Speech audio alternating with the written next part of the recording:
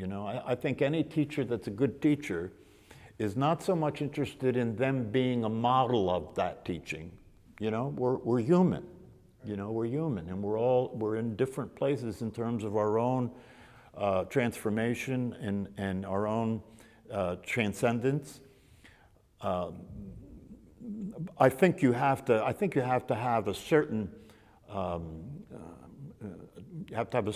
amount of the experience of the truth under your belt to be able to talk about it in a realistic way, in a useful way. But beyond that, we're all in the same boat here. Because what part of the teaching is that we're not separate from one another. We're not different from one another. We're living in a collective mental state. Human beings are living in a collective mental state. Fear and confusion dominate the energy field of the collective human condition, don't they? They do. Either in terms of people, all the practices that people are involved in, and I don't mean spiritual practices, I mean practices to distract themselves, practices to behave as if there's a future to look forward to. Isn't that part of the psychology of being a human being? That we all behave as if there's a future to look forward to, which contradicts reality because that's not true. It's not true. There is no future to look forward to, right? And for most people, just to hear that is like, what do you mean? What do you mean there's no future to look forward to? You mean I can't look forward to Christmas? I can't look forward to the end of the week? I can't look forward to the end of the day? I can't look forward to retirement? You can do whatever you want, but there's still no future. It's not going to change because you want to play this mind game, in which you continually generate the idea that something is true that's not true. That's not going to help anything. And there's no way to get around reality. There's no, death is a perfect example, There's no way to get around it, There's no way to hide from it. There's no way to act as if it's not true. And the evidence for that is the fact that it keeps happening, doesn't it? Thousands of people every day are dying. See, it keeps happening. It's as natural as the sun going up and coming down.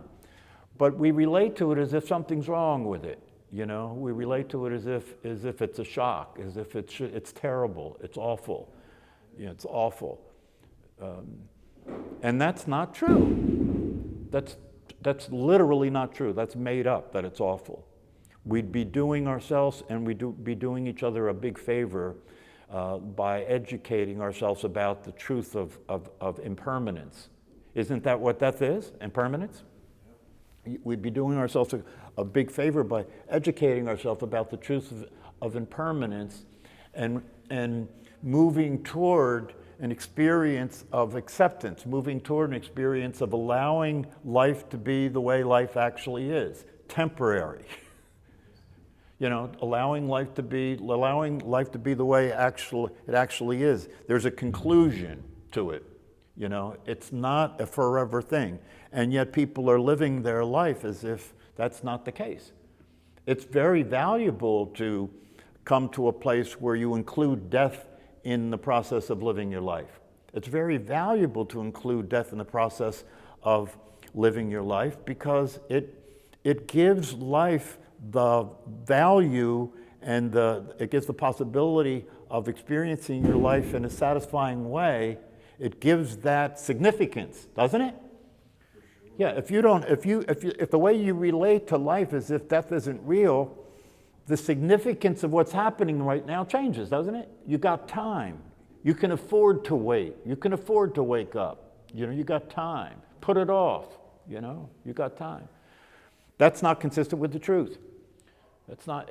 If you were totally awake and experiencing life the way life actually is for a human being, which is a very temporary situation, very brief and temporary. If you were experiencing that, right, then wouldn't it be the case that the way that you related to each moment of your life would be significant?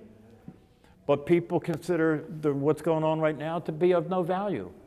The future is much more important than the present, right? And the past is much more important than the present. And and the thing about that's interesting and amazing is that that which is unreal is much more important than that which is real.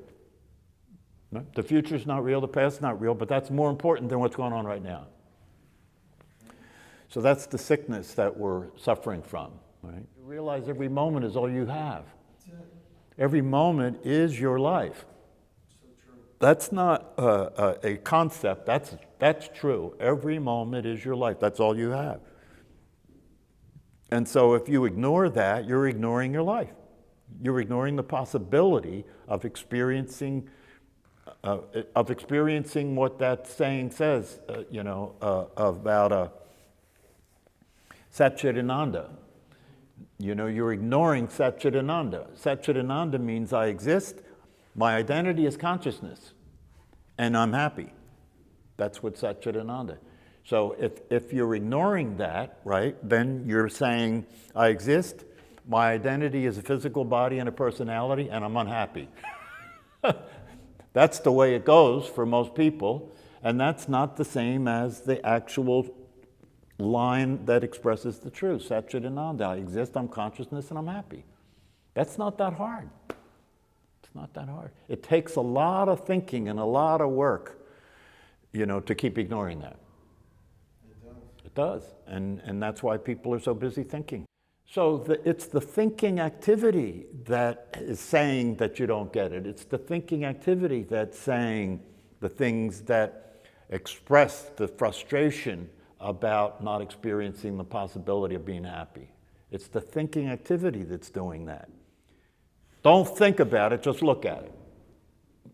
The awareness that you are is always available. It's always there, right? It's always there. You're experiencing what I've been talking about all along. You're experiencing it right now. You're experiencing it right now. So don't think about it, just notice that. Just notice that. But the thing about it is that what she's demonstrating is the typical way that human beings are.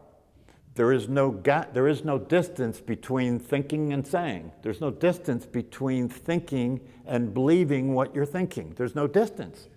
It's a direct connection. I am my thinking. That's basically what's being said. I am my thinking. If the thought occurs, I say the thought, and that's the end of it. The thought is the truth. The thought is reality, and if the thought occurs and I say the thought, that's the end of it. That's how most people live in their life. So when you meditate, one of the things that happens, I remember David talking about this.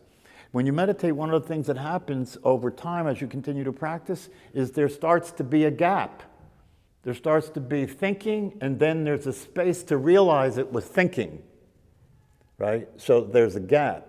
That gap can be the gap that saves your life. That gap can be the gap that keeps you from saying the thing that's going to cause a lot of suffering. Right? That just a few seconds of realizing, wait a minute, that's thinking. That's not, that voice in my head isn't me, that's thinking. Wait a minute, these emotions are coming up as a reaction. They're coming up from my conditioning, from my past experience. They're coming up the way they're coming up because of what happened when I was a kid. That's not appropriate to live my life now as if that's happening now. But in order to do that, there has to be a gap between how you feel and what you think and what you do. There has to be a gap between how you feel, what you think, and what you say and what you do. If there's a gap in which you can look and see, are these thoughts serving me? Are these emotions useful, realistic? If there's enough of a gap for you to look at that, you'll start seeing a lot of the time they're not. They're not. And if they're not, stop following it. Stop believing it. Stop allowing yourself to be involved with the mental activity as if the mental activity is serving you and serving a purpose of your happiness and your well-being and your peace of mind, because it's not. There's nothing wrong with thinking. It's just not useful for living. There's nothing wrong with thinking, it's just not useful for living your life. It's useful for applying thinking, the thinking activity. It's useful for applying that when you're doing something that involves the application of practical information. That's useful. Other than that, Other than that, it's not very useful. It's not very effective. You're much better off learning to see than to think. You're much better off learning to see than to think. You're much better off learning to realize that your perceptions have been distorted by your thinking and your feelings. Isn't that the case for most people? What you're seeing is being colored, like you have glasses on. It's being colored by how you feel and what you think. Literally what you're seeing. You're seeing what your thinking tells you is there. You're seeing what is occurring for you. What is occurring for you is the world that thought created. That's what's occurring for most human beings, is the world that thinking is creating. It's the world that how you feel is creating. That's why you can't do something you don't feel like doing. Because the feeling is a form of, in the ignorance of a human being, in the ignorance of a typical human being, right? The feeling is considered a perception. The feeling is considered to be a valid perception of what's happening, isn't it? If you're angry, don't you believe that what you're angry about is true? Yeah, so it's not just anger, it's a perception. They're angry glasses that you have on, right? So you have how you feel, and you have what you think, and if they're both coming from your conditioning in the past, and if you've been raised in a society that's sick, and you have, and if you've been raised by people who are afraid, and you were, right? Then what's in your collective mind, what's in your conditioned mind, right, is not very useful. Because it's just going to recreate the fear that it came from. It's going to recreate that fear, and it's going to color the way things are occurring for you. And not only is it going to color the way things are occurring for you, but you're not going to know that it's the way things are occurring for you. You're going to think it's true. Isn't that the case for most human beings? They don't think that their perceptions are distorted. They think their perceptions are real, realistic, true. Their perceptions are true. Their feelings are valid. Their perceptions are true. And they're living their life according to how they feel and according to how they think, and they're suffering, right? But part of the process of the suffering is to externalize and project cause, right?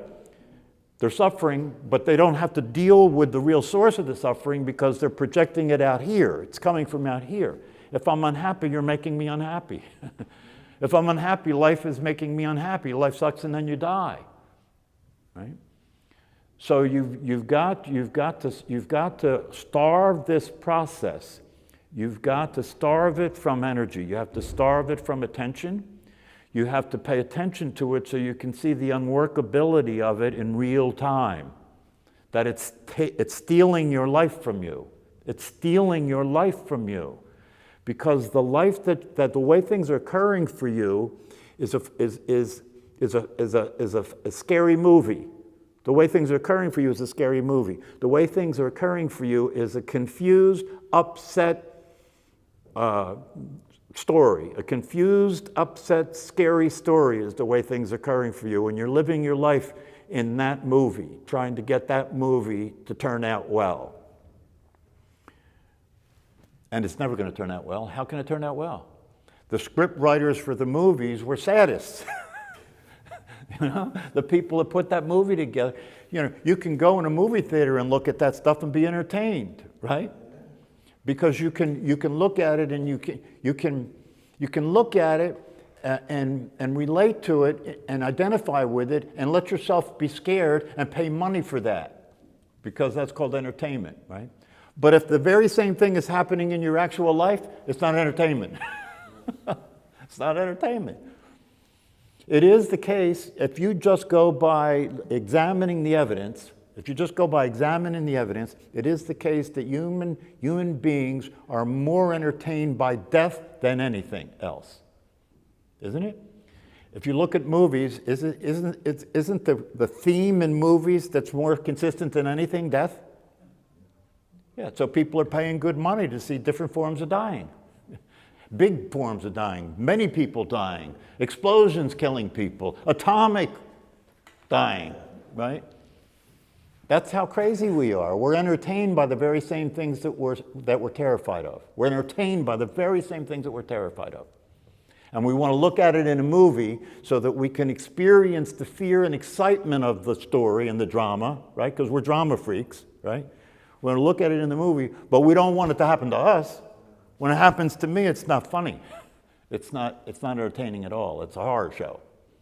And so I'm living my life to avoid that. I'm living my life to make sure that doesn't happen to me, and then I'm paying money to go watch it in the movies. How sick do you get? How sick do you want to get? That's pretty crazy. And so if you get angry, if you get angry, how do you know to get angry? Something happens, right? Right, something happens. Yeah. How does that occur for you the way it does out of which you get angry? Yeah, the emotion comes up. Yeah. From where? From where does it come? From the body. That's where it happens. Right.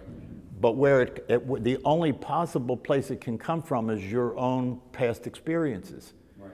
Yeah, so you never get angry about what's happening now. You're getting re-angered about something. It's a reaction.